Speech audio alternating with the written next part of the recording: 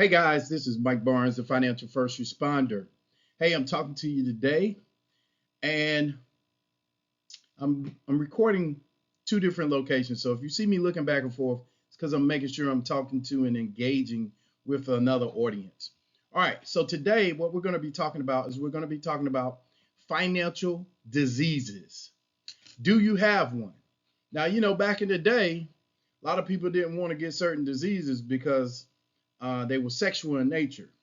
And what I want you to start thinking about is if you didn't want them, you don't want one of these. So, without anything further, let's get started. So, when we talk about financial diseases, what are we actually talking about? Financial diseases are harmful conditions that hinder you individually or as individuals from achieving your financial dreams. What we're going to discuss today is we're going to discuss five five, five, five common financial diseases, and then I'm gonna give you some solutions. Fair enough? Fair enough. Now you'll notice here I have a track. Now the reason why I'm going back to sports is because people can identify with sports, right? Because most people during their lifetime played some sport, whether it was running track or playing football or playing basketball or maybe hockey or maybe soccer or squash or lacrosse. They were in some type of competitive sport, right? Maybe it was tennis, maybe it was golf. Whatever the sport was, you were on some field, right? So I used a track. If you were looking at my YouTube channel, I used a track to symbolize you're running a race, right? And your race is your race. I say again, your race is your race. So without that said, the financial first responder is getting ready to talk to you about your race. Well, see, the first problem we have is we have a failure to communicate. Now, what do I mean by a failure to communicate? You'll notice here, YouTube, for those people that can see it, I have put up a dartboard. And you always want to hit the red when you're playing darts, right? It's competitive. So you want to throw your darts and you want to get the most points. But what is happening is we have individuals that miss the mark or miss the dot because of financial illiteracy. Now, we've talked about the 4Ds in one presentation. You should go back and listen to that. We talked about being disabled. We talked about disease is the fourth one. We talked about dilemmas, and then we talked about distractions, right? So today we're talking about diseases, right? And so one of the things is financial illiteracy. Now, see, this disease stems from a lack of understanding of basic financial concepts such as budgeting, savings, investing, and managing debt. And what is the solution, you ask, Mr. Financial First Responder? Well, the solution is you need to educate yourself by reading books, taking courses, and working with a financial advisor. Imagine that. Now, see, people are saying I'm trying to be funny when I say that.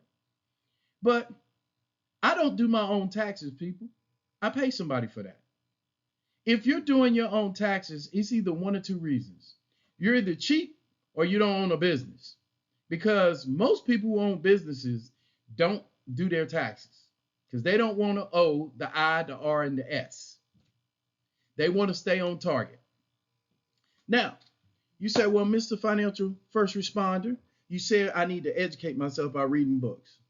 You should give me a reading list. I probably should. And one of these days I will. You probably say, well, you should tell me what courses I should take. I probably am because I'm going to be offering my own course for people who just didn't get it in the miseducational system that we call our local school systems. And then working with a financial advisor. Working with a financial advisor, well, you got the financial first responder talking to you. I'm always telling you, you need to talk to financial professionals, financial advisors, and people who actually do the job. There's a whole bunch of mentors out here that never ever got licensed, right? And they're financial gurus. And yes, they might have a lot of information. However, they don't have the information that they need to properly give you the advice they need to, nor are they legally bound, because they always say this is for educational purposes only. Yes, it is for educational purposes only, but when you don't have fiduciary responsibility, then guess what? Your advice is your advice. I can be held accountable for my advice when I give it, especially if you're under contract, i.e., a fee agreement or financial planning. Now, you say, Mr. Financial First Responder, what's the next problem that people have? It's real simple. A lot of y'all live beyond your means. Yes, I'm talking to you. You and you. I'm talking to you. You live beyond your means. See, this disease occurs when individuals spend more money than they earn, often leading to high amounts of debt and financial stress. You see, the solution is real simple. You got to create a budget. You got to live within your means, and you got to prioritize your savings and investing for the future. You see, you're probably, if you're on YouTube, you're watching these people talk back and forth in a like a conference room because it's a video, right? That's why I keep telling you, go to the Financial First Responder. You'll see what I'm talking about. Like and subscribe, share with somebody. But you see them talking and communicating. In relationships, one of the number one reasons for divorce is finances. And second would be kids. How are they raised? How are they raised? But it's finances. Because husband and wives, spouses, significant others, whatever your title is, common law, don't talk to each other. You pay this, I pay that. This is my half, this is your half. And you end up living beyond your means because you don't communicate. That budgeting piece, that piece, right? Not prioritizing savings for the future and investing, that piece. So you say, well, what's the next thing, Mr. Financial First Responder? Procrastination.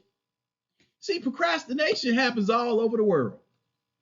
This disease manifests as a delay in taking necessary financial action, such as putting the savings in place for retirement or creating an emergency fund.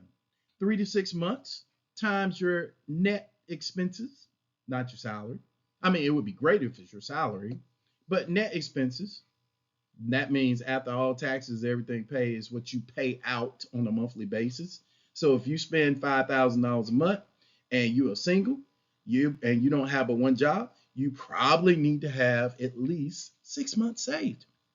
If you're a married couple and together you make $10,000 a month and you both are gainfully employed, make about the same amount of money, then you only maybe need 30,000 or 3 months worth set aside, right?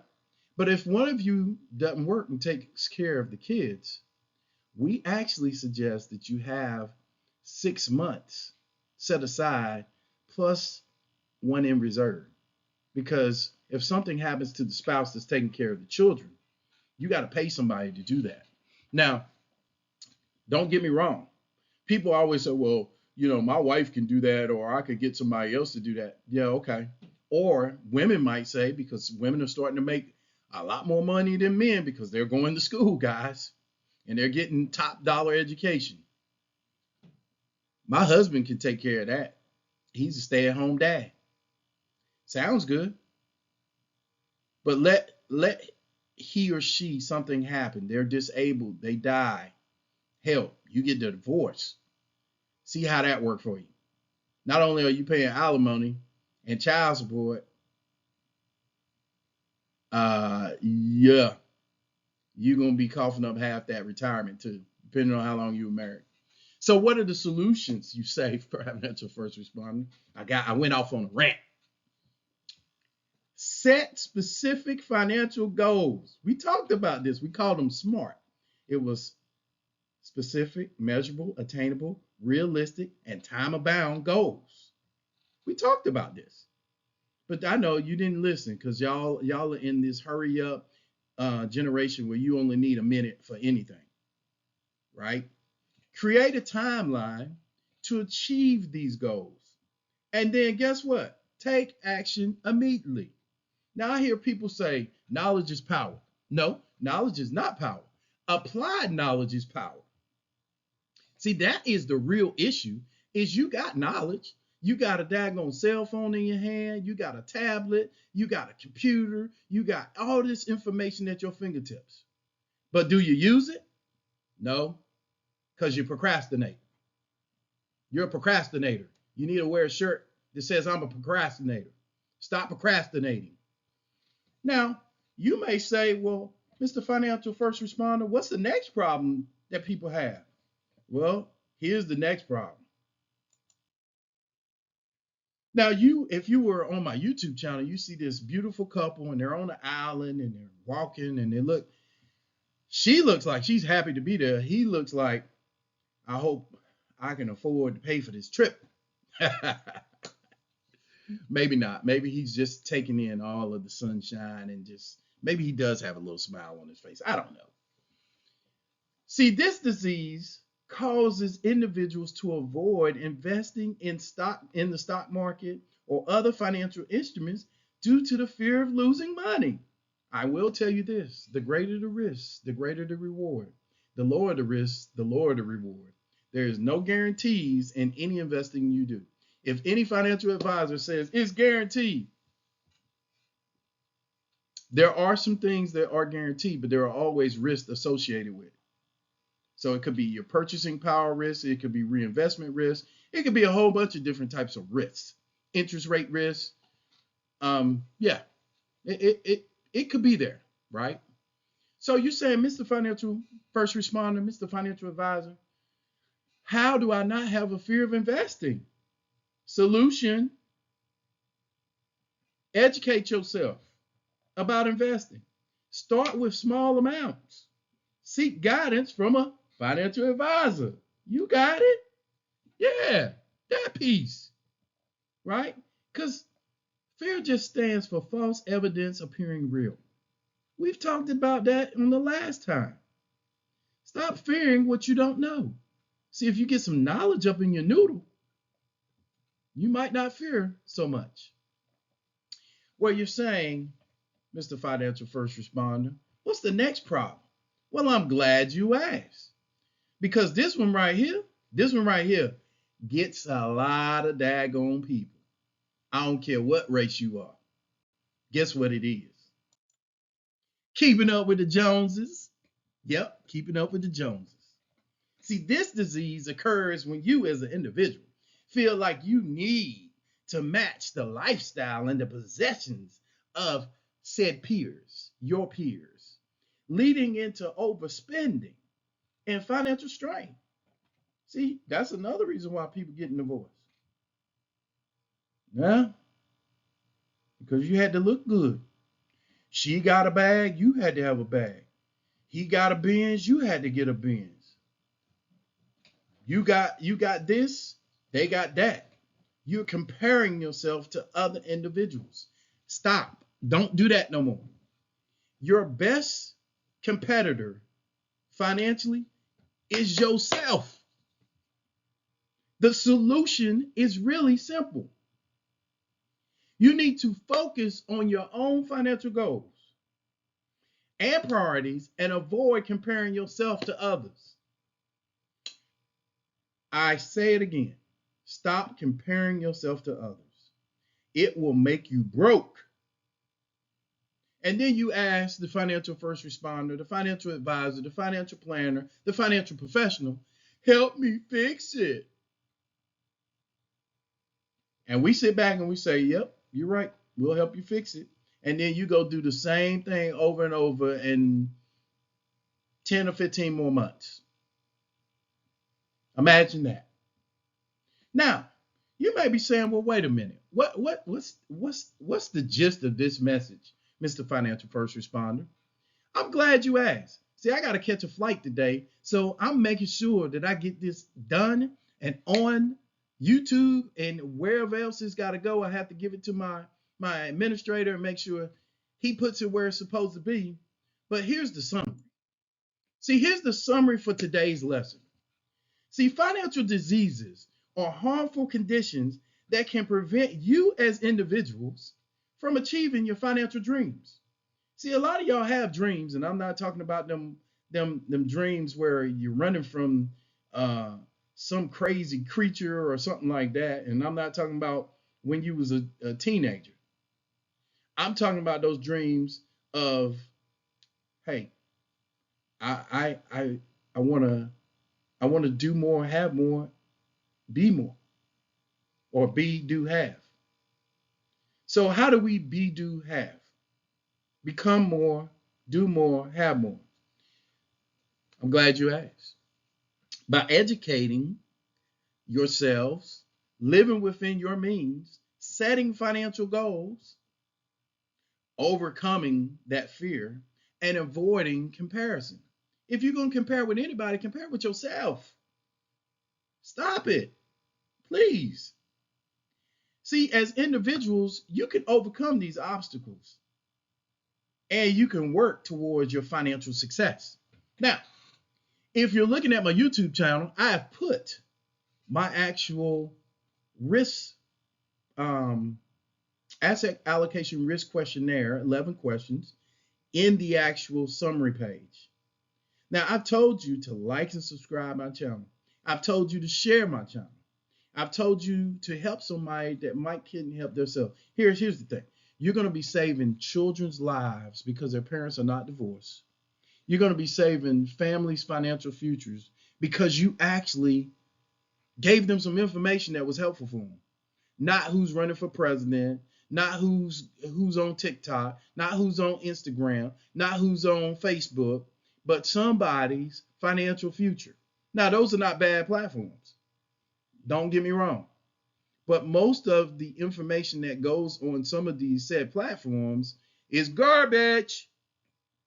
Yes, I said it. See, I try to give you the information. I can look at the algorithms and I can tell how long people actually look at videos, how long they stay. You can sit and watch commercials between a 30-minute show and be sitting at your seat for over an hour. But you can't watch an 8-minute or higher video that could change your financial life and your future. Well, I'm going to get off my soapbox. This has been Mike Barnes, the Financial First Responder. I enjoyed talking to you today. I'm excited. Life is good. And I hope that you have a great day and God be blessed, a blessing to you and to your family. Until we talk again, God bless. This is Mike Barnes, the Financial First Responder. Thank you.